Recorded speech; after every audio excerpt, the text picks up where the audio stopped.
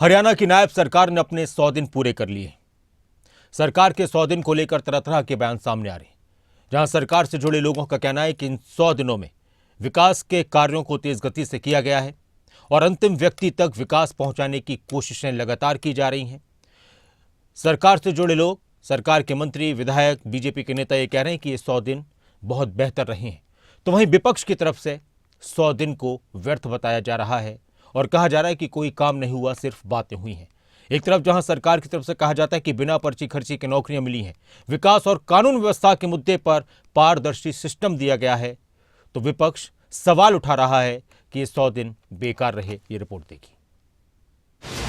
ऐसा लगता है हरियाणा के लोगों ने छप्पर फाड़ कर वोट दिया है। इस जनादेश की गूंज दूर दूर तक जाए। पीएम मोदी का ये बयान था हरियाणा में चुनावी जीत के बाद। हरियाणा में ऐतिहासिक हैट्रिक के बाद दिल्ली में बीजेपी दफ्तर पर उमड़े कार्यकर्ताओं के अपार जोश और उत्साह ने बीजेपी को नई ऊर्जा दी थी। तब प्रधानमंत्री मोदी ने कहा था, 13 चुनावों में से 10 चुनावों में हरियाणा के लोगों ने हर 5 साल के बाद सरकार बदली,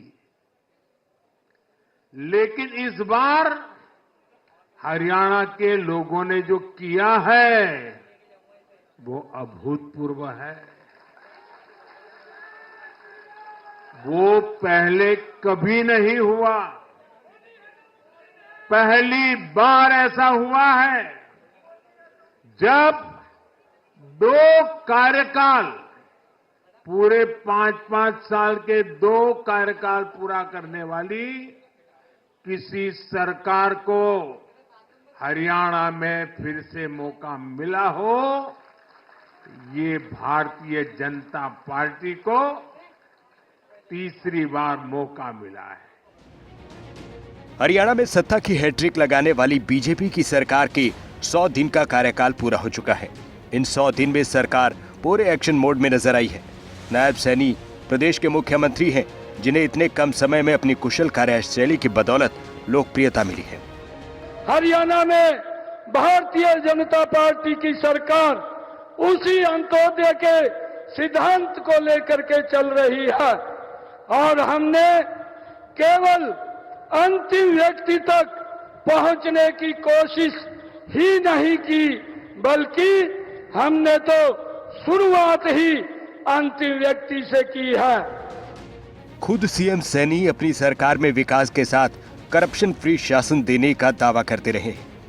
सरकार का सबसे ज्यादा जोर बिना पर्ची खर्ची के नौकरियां, विकास और कानून व्यवस्था पर रहा है। एक तरफ हरियाणा सरकार एक्शन मोड में होने का दम भर रही है, दूसरी तरफ विपक्ष इन 100 दिन के कार्यकाल पर सवाल उठा रहा है।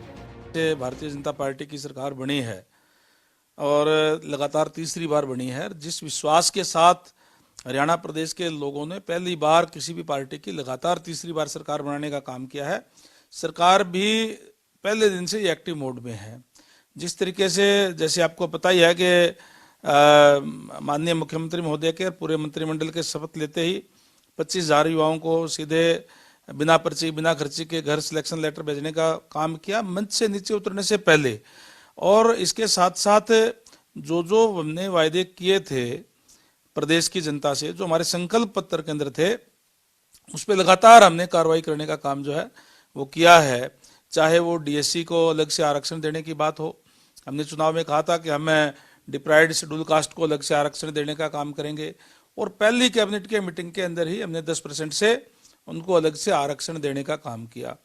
इसी तरीके से चाहे आयुष्मान कार्ड है, उसकी जो इलाज है पहले 5 लाख रुपए तक का होता था, उसको बढ़ा करके 10 लाख रुपए तक का आज इंडिविजुअल एक आदमी का जो है, परमात्मा ना करे कोई अगर जो उसको बीमार हो जाता है, कोई और कोई तकलीफ हो जाती है, तो प्राइवेट हॉस्पिटल के अंदर भी उसका इलाज जो है फ्री 10 लाख रुपए तक का किया जाता है। इनका 100 दिन का भी अगर कार्यकाल देखा जाए तो नहीं मैं मानता कि किसी वर्ग को भी कोई राहत मिली हो। जब किसान को डीएपी की जरूरत थी, बाजार से डीएपी गायब, यूरिया की जरूरत होती है, यूरिया गायब, रेट उनको मिलता नहीं। और इस 100 दिन में लोगों को राहत देने की बजाय सबसे पहले इन्होंने डिस्ट्रिक्ट के अंदर कलेक्टर रेट बढ़ाकर लोगों के ऊपर बोझ डाला। फिर ईडीसी की दरें बढ़ाई, उसके बाद फ्यूल सरचार्ज के नाम पे 47 पैसे यूनिट बिजली के इन्होंने उस पे लगाने का काम किया। विधानसभा में गारंटी बिल लाए कौशल रोजगार का कि जॉब गारंटी देंगे, परंतु जैसे ही रेगुलर भर्ती की लिस्ट आई, इनकी जॉब गारंटी ऐसी की ऐसी खड़ी रहेगी। आज भी लगभग 1100 इरिगेशन डिपार्टमेंट के जो कौशल रोजगार में थे, आज वो सड़कों पे आ गए हैं। अगर किसी के रख भी रहे हैं, अगर कोई जेई पे था तो जेई की पोस्ट खत्म होगी तो उसको स्वीपर तक लगा रहे हैं। ऐसा शोषण युवाओं को हो रहा है। तो सरकार के 100 दिन को मैं ज़्यादा बेहतर नहीं मानता। विपक्ष तो लोगों ने छोड़ा ही नहीं। तीसरी बार नॉन स्टॉप हरियाणा दिया है तो विपक्ष तो मुद्दे तलाश रहे हैं, और मुद्दे ही नहीं, अपना नेता प्रतिपक्ष भी तलाश रहे हैं। सरकार के 100 दिन के कार्यकाल को लेकर विपक्ष पूरी तरह से हमलावर है। भूपेंद्र हुड्डा ने सरकार पर निशाना साधा। ये सरकार हर मोर्चे पर विफल साबित हुई। हरियाणा 2024 से पहले प्रति व्यक्ति आय, प्रति व्यक्ति निवेश और रोजगार देने में नंबर 1 था। बीजेपी ने रोजगार, महंगाई और अपराध में नंबर 1 बना दिया। प्रदेश में कोई भी व्यक्ति खुद को सुरक्षित महसूस नहीं करता। बीजेपी 2 लाख पक्की नौकरियां देने का वादा कर सत्ता में आई, लेकिन सरकार बनने के बाद कोई नई भर्ती नहीं दी गई। कुमारी शैलजा ने भी सरकार पर निशाना साधा।